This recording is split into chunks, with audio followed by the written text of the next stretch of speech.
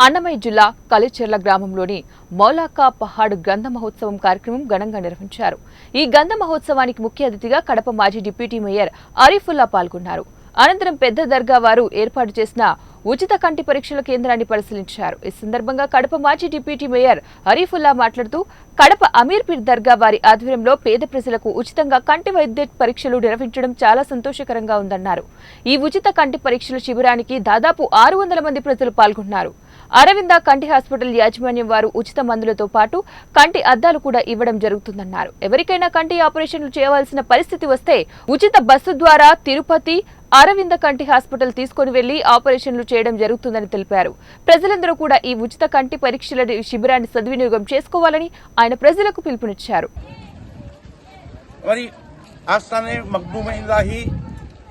పెద్ద దర్గా కడప వారి సర్దాదా నషీన్ ఆరిఫుల్లా మాలిక్ మౌలాకా పహాడ్ చైర్మన్ వాళ్ళ ఆధ్వర్యంలో ఈ గంధం ఉత్సవాల్లో ఒక కంటి ఆపరేషన్ ఒక శిబిరం పెట్టారు.